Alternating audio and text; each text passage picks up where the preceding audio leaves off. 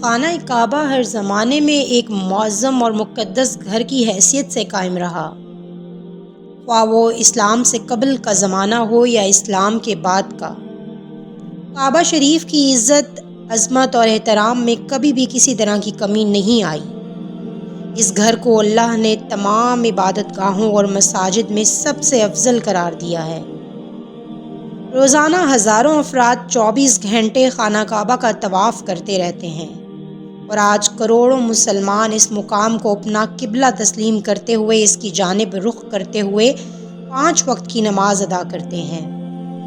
کعبہ کی عظمت کسی بندے کی دی ہوئی نہیں بلکہ اللہ تبارک و تعالیٰ کی عطا کی ہوئی ہے۔ ہر صاحب حیثیت مسلمان کا زندگی میں کم از کم ایک مرتبہ کعبہ شریف کا حج کرنا فرض ہے۔ خانہ کعبہ کی عظمت کی وجہ سے اس علاقے کو حرم کا درجہ ملا ہے، جہاں ہر چیز کو امن و امان حاصل ہے، یہاں تک کہ یہاں درختوں کو کاٹنا یا پرندوں اور جانوروں کو ڈرا کر بھگانا بھی ممنوع ہے۔ تاریخ کے عوارق کو پلٹنے سے یہ پتہ چلتا ہے کہ خانہ کعبہ کو 1000 سالوں میں کئی مرتبہ ڈھایا گیا اور کئی مرتبہ اس سے ازسر نو تعمیر کیا گیا۔ بہت سارے پیغمبروں کا خانہ کعبہ سے تاریخی تعلق تھا، اور اس مقدس گھر کے بے شمار معجزات اور حقائق موجود ہیں۔ خانہ کعبہ کی افتتاح کے متعلق مشہور روایت ہے کہ اللہ تعالیٰ نے آدم علیہ السلام کی پیدائش سے ہزاروں سال قبل اپنے عرش کے نیچے ایک گھر بنایا۔ اس کے 4 ستون تھے جو زمرد کے بنے ہوئے تھے۔ اس گھر کا نام زراخ تھا۔ اس گھر کو تیار کرنے کے بعد اللہ نے فرشتوں کو حکم فرمایا کہ اس کا طواف کرو، چنانچہ عرش کے فرشتے اس کا طواف کرنے لگے۔ اس گھر کا نام بیت المعمور ہے۔ پھر اللہ نے ان فرشتوں کو زمین پر بھیجا اور ان کو حکم دیا کہ بیت المعمور کی مانند زمین پر بھی ایک اور گھر تیار کرو۔ لہٰذا فرشتوں نے زمین پر عبادت کے لیے ایک مقام پر چٹان نما شکل کو بنا دیا، جس پر ہمیشہ 2 فرشتے معمور رہتے اور اللہ کی تسبیح بیان کرتے رہتے۔ پھر جب اللہ نے آدم علیہ السلام کو جنت سے زمین پر بھیجا تو وحشت تنہائی سے گھبرا کر آپ نے عرض کیا کہ اے اللہ، میں یہاں نہ تو فرشتوں کی تسبیح سنتا ہوں اور نہ کوئی عبادت گاہ دیکھتا ہوں۔ اللہ نے حکم دیا کہ جہاں ہم تمہیں نشانی بتاتے ہیں وہاں ایک عبادت گاہ بنا کر اس کے ارد گرد طواف کرو۔ لہٰذا جبریل علیہ السلام نازل ہوئے اور آدم علیہ السلام کو اس مقام پر لے گئے جہاں فرشتوں نے وہ چٹان بنائی تھی۔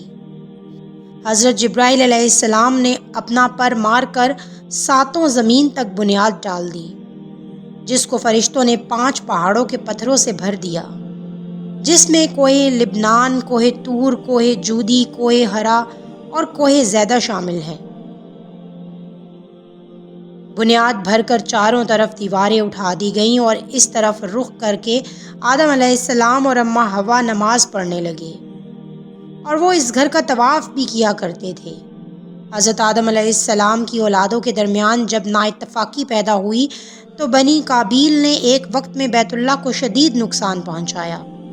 لہٰذا آدم علیہ السلام کے جانشین اور بیٹے حضرت شیث علیہ السلام نے کعبہ شریف کی دوسری مرتبہ مرمت کروائی۔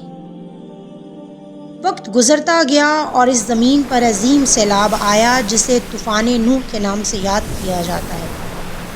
روایت ہے کہ طوفان نوح کے وقت خانہ کعبہ کو آسمان پر اٹھا لیا گیا تھا، اور طوفان نوح ختم ہونے کے بعد خانہ کعبہ کے مقام پر سرخ رنگ کا ٹیلہ نمودار ہو گیا، جس کے اوپر سیلاب کا پانی نہیں چڑھتا تھا۔ البتہ لوگوں کو علم تھا کہ یہ بیت اللہ کی جگہ ہے۔ طوفان نوح کے بعد یہ ریت اور مٹی کا ٹیلہ لوگوں کی عقیدت کا مرکز بن گیا۔ مظلوم اور بیمار لوگ یہاں آتے اور اپنی پریشانیوں سے چھٹکارے کے لیے دعا کرتے۔ یہ عمل ایک لمبے عرصے تک یوں ہی چلتا رہا، یہاں تک کہ اللہ تعالیٰ نے حضرت ابراہیم علیہ السلام کو مبعوث فرمایا۔ اللہ نے حضرت ابراہیم کو بیت اللہ تعمیر کرنے کا حکم دیا تو آپ علیہ السلام مکہ پہنچے۔ یہاں نہ کوئی عمارت تھی، نہ پانی، اور نہ کوئی انسان رہتا تھا۔ درختوں کے نام پر صرف ببول کی جھاڑیاں تھیں۔ حضرت ابراہیم علیہ السلام کو حضرت جبرائیل علیہ السلام نے اس جگہ کی نشاندہی کروائی جہاں پر کعبہ شریف موجود تھا، لہٰذا ابراہیم علیہ السلام اپنے بیٹے حضرت اسماعیل علیہ السلام کے ساتھ تعمیر کے کام میں لگ گئے۔ اسماعیل علیہ السلام کندھے پر پتھر لاتے اور حضرت ابراہیم ایک کے بعد ایک پتھر رکھتے جاتے۔ جب تعمیر ذرا بلند ہوئی تو حضرت اسماعیل ایک پتھر اٹھا کر لائے تاکہ حضرت ابراہیم علیہ السلام اس پر کھڑے ہو کر تعمیر کریں۔ یہاں کھڑے ہو کر دونوں باپ بیٹے دیوار اٹھاتے جاتے اور دعا کرتے جاتے۔ حضرت ابراہیم نے بیت اللہ کے پہلو میں ہجر اسماعیل پر ایک چھپر ڈال دیا۔ چھت پر درختوں کی لکڑیاں لگا دی گئیں اور اس میں حضرت اسماعیل کی بکریاں داخل ہوتی اور پناہ لیتی۔ حضرت ابراہیم علیہ السلام نے بیت اللہ کے اندر ایک کنواں بھی کھدوایا۔ جب کوئی شخص کعبہ میں داخل ہوتا تو یہ کنواں دائیں جانب تھا، اس میں تحفے اور ہدیے رکھے جاتے تھے۔ ابراہیم علیہ السلام کے بیٹے اسماعیل علیہ السلام اپنی والدہ حضرت ہاجرہ کے ساتھ مکہ میں ہی بس گئے۔ روایتوں سے پتہ چلتا ہے کہ مکہ کے قریب سے ایک قافلہ گزرا تھا۔ یہ لوگ خانہ بدوش تھے اور ان لوگوں نے بی بی ہاجرہ سے مکہ میں سکونت پذیر ہونے کی اجازت مانگی، لہٰذا آپ نے انہیں اجازت دے دی اور وہ کعبہ کے اطراف میں آباد ہو گئے۔ اس قوم کا نام بنی جرہم تھا، جو عمالقہ کی نسل سے تعلق رکھتے تھے اور نوح علیہ السلام کی اولادوں میں سے تھے۔ اس قبیلے کی ایک خاتون عمارہ بنت سعیدہ سے اسماعیل علیہ السلام کا نکاح ہو گیا اور یوں بنی جرہم اور اولاد ابراہیم کا رشتہ مضبوط ہو گیا۔ لیکن خانہ کعبہ کے متولی حضرت اسماعیل علیہ السلام کی اولاد میں سے ہی رہے۔ بنی جرہم ابراہیم علیہ السلام کے دین کے پیروکار بن گئے اور کعبہ کو اپنا قبلہ بنا لیا، لیکن کچھ ہی عرصے میں زمانے کے حادثات اور وقت کے گردش نے کعبے کی دیواروں کو بوسیدہ اور کمزور کر دیا، لہٰذا بنی جرہم نے کعبہ شریف کو دوبارہ تعمیر کروایا۔ قبیلہ جرہم میں جس شخص نے یہ کام کیا تھا اس کا نام حرس بن مداد اصغر تھا۔ بنی جرہم اور بنو اسماعیل کی آبادی عرب میں خوب پھیلی پھولی اور یہ آہستہ آہستہ پوری خطہ عرب میں آباد ہو گئے۔ یہ لوگ ابتداء میں دین ابراہیم پر قائم تھے، لیکن آہستہ آہستہ جب ان میں شرک و بت پرستی عام ہونے لگی تو یہ دیوی دیوتاؤں کی پوجا کرنے لگے، جن کے بت بنا کر انہوں نے خانہ کعبہ کے اطراف میں رکھ دیے۔ لیکن یہ لوگ کعبہ کو ہمیشہ مقدس مانتے اور سال میں ایک مرتبہ کعبہ شریف کا حج ضرور کیا کرتے تھے۔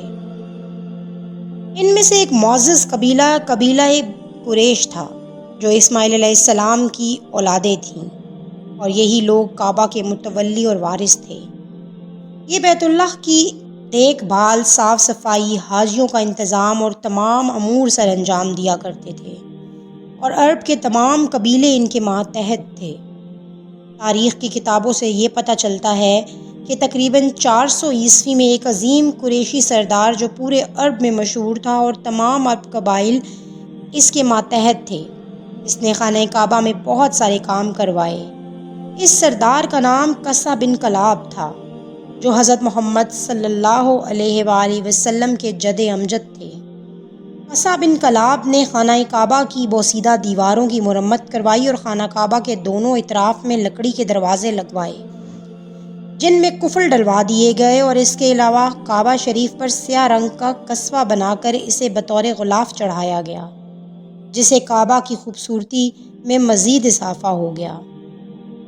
قصہ بن کلاب کے تعمیر کے کچھ زمانے میں ایک افسوسناک واقعہ پیش آیا۔ روایتوں کے مطابق ایک رات قریش کی ایک عورت کعبہ کو روشن کرنے کی غرض سے روشن دان میں کچھ چنگاریاں لے کر اندر داخل ہوئی۔ اچانک سے کچھ چنگاریاں اڑ کر غلاف کعبہ میں لپٹ گئیں اور غلاف نے آگ پکڑ لی، لہٰذا کعبہ کی دیواروں میں آگ لگ گئی اور بیت اللہ کو غیر معمولی نقصان پہنچا۔ یہ دیکھ کر قریش کے اندر یہ دہشت پھیل گئی کہ اگر وہ کعبہ کی تعمیر نہ کریں گے تو ان پر عذاب الہی آ سکتا ہے، لہٰذا قریش کے تمام سردار جمع ہوئے اور آپس میں یہ مشورہ کیا گیا کہ وہ صرف حلال مال جمع کریں گے اور کعبہ کی مکمل تعمیر کریں گے۔ یہ وہ زمانہ تھا جب حضرت محمد صلی اللہ علیہ وآلہ وسلم نے اعلان نبوت نہیں کیا تھا۔ اور اس وقت حضور کی عمر 35 سال تھی۔ حضور تعمیر کعبہ کے موقع پر اینٹیں اٹھا اٹھا کر لاتے اور مرمت میں بھی ہاتھ بٹاتے۔ کعبہ کی دیواریں ہر سمت سے پھٹ چکی تھیں۔ قریش نے اس میں مٹی اور چونے کے گارے کو لگوایا اور بوسیدہ دیواروں کو دوبارہ تعمیر کیا۔ ایک زمانے تک خانہ کعبہ کے اوپر کوئی چھت نہیں تھی اور لوگ خانہ کعبہ کے اندر رکھے خزانے کو لوٹ لیا کرتے تھے، لہٰذا قریش نے یہ فیصلہ کیا کہ کعبہ کے اوپر چھت قائم ہونی چاہیے۔ اتفاقاً ان دنوں سمندر کے کنارے ایک رومی تاجر کا جہاز ساحل کی لہروں کی طرف سے پھینک دیا گیا جو ٹوٹ پھوٹ چکا تھا، تو قریش مکہ نے ان لکڑیوں کو خرید لیا اور اس سے کعبے کی چھت کو بنوایا۔ قریش نے یہ طے کیا تھا کہ بیت اللہ کی تعمیر پر صرف حلال پیسہ لگایا جائے گا، لیکن حلال مال اس قدر جمع نہ ہو سکا تھا کہ ابراہیمی طرز پر کعبہ کو بنایا جائے، تو انہوں نے شمال کی جانب تقریباً 3 میٹر کا حصہ چھوڑ دیا۔ اس کو حتیم کہا جاتا ہے۔ اس طرح قریش نے کعبہ شکل سے مربع نما بنا دیا۔